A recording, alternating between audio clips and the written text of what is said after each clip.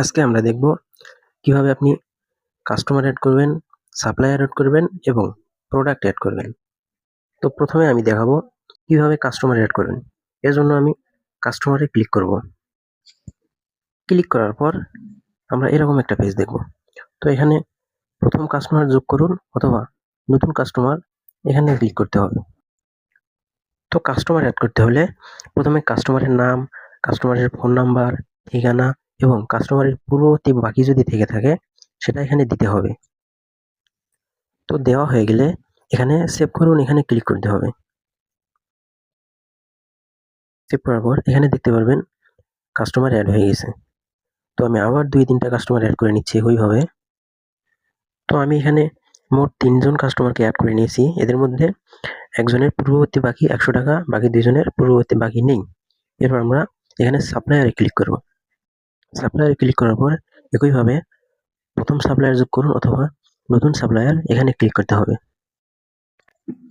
তো এরপর আপনাকে সাপ্লায়ারের নাম, কোম্পানির নাম, ফোন নাম্বার, ঠিকানা এবং পূর্ববর্তী বাকি যদি থেকে থাকে এখানেও একইভাবে বসাইতে হবে। একইভাবে আমি আরো কিছু সাপ্লায়ার অ্যাড করে নিচ্ছি।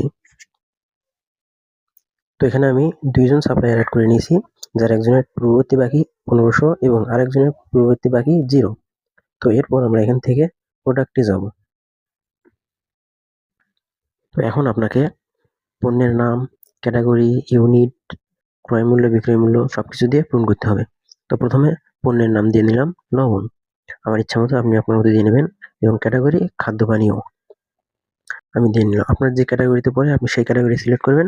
এরপর ইউনিট, আপনার ক্যাটাগরি অনুযায়ী কোন ইউনিট পড়বে, কেজি, লিটার, ডজন, পিস আপনার ইচ্ছা মতো দিয়ে নেবেন যে যে ইউনিটে পড়ে। এরপর ক্রয় মূল্য, বিক্রয় মূল্য দিয়ে নেবেন। এরপর প্রাথমিক স্টক, আপনার প্রাথমিক স্টক বর্তমানে কত আছে সেটা দিয়ে নেবেন এবং পাশে মিনিমাম স্টক লেভেল, আপনি মিনিমাম স্টক যেটা দিবেন এই স্টকের আসলেই আপনাকে অ্যালার্ট দিয়ে নেবে। তো সবকিছু দেওয়া হয়ে গেলে নিচে দেখতে পারবেন প্রতি ইউনিট লাভ কত। এরপর আপনাকে সেভ করুন, এখানে ক্লিক করতে হবে। তাহলে আমাদের প্রোডাক্ট সেভ হয়ে গেল। তো এখানে আমাদের একটা প্রোডাক্ট অ্যাড করা হলো। একইভাবে আমি আরো কিছু প্রোডাক্ট অ্যাড করে নিচ্ছি। তো বোঝার সুবিধার্থে আমি এখানে আরো কিছু প্রোডাক্ট অ্যাড করে নিয়েছি। সয়াবিন তেল, মেডিপ্লাস, লবণ আমি অ্যাড করে নিয়েছি। এরপরে আমরা এখান থেকে ড্যাশবোর্ডে যাব।